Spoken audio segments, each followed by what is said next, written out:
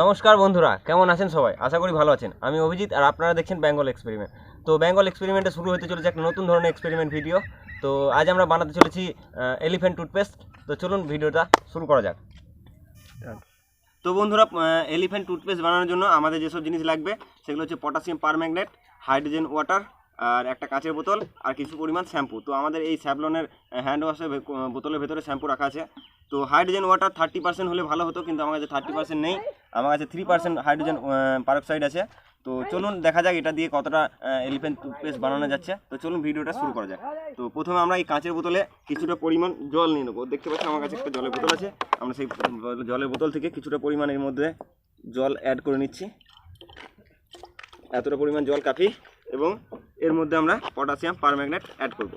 তো দেখতে পাচ্ছ এই পটাশিয়াম পারম্যাঙ্গনেট নিয়ে আগে অনেক ভিডিও বানিয়েছি, সেই জন্য আমার এটা কাটা আছে কিছুটা।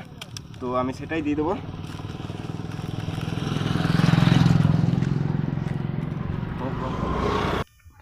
তো আমাদের এই পটাশিয়াম পারম্যাঙ্গনেট আমি এর মধ্যে অ্যাড করে দিচ্ছি।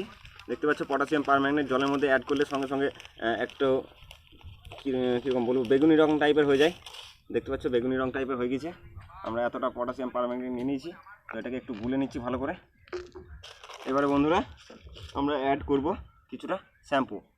তো আমরা দিয়ে দিচ্ছি শ্যাম্পু। তো বন্ধুরা এতটা শ্যাম্পু কাফি। তো চলো এটাকে একটু অ্যাড করে নিই ভালো করে। তো বন্ধুরা এবারে চলে এসছে সেই সময়, যে সময়টাতে আমরা হাইড্রোজেন প্যারক্সাইডটাকে অ্যাড করব। তার জন্য একটা ছোট্ট কাপ নিয়ে চলে এসছি আমরা। হাইড্রোজেন প্যারক্সাইড অ্যাড করা মাত্রই আমাদের এলিফ্যান্ট টুথপেস্ট তৈরি হয়ে যাবে। তো দেখতে পাচ্ছ আমি হাইড্রোজেন প্যারক্সাইড একটা গ্লাসের মধ্যে ঢেলে নিয়েছি, প্রায় 8 গ্লাসের ওপরে একটু। তো চলুন দেখা যাক এটা অ্যাড করার পর আমাদের সিস্টেমটা এলিফ্যান্ট টুথপেস্টটা কেমন তৈরি হচ্ছে। তো চলো 3, 2, 1, 0।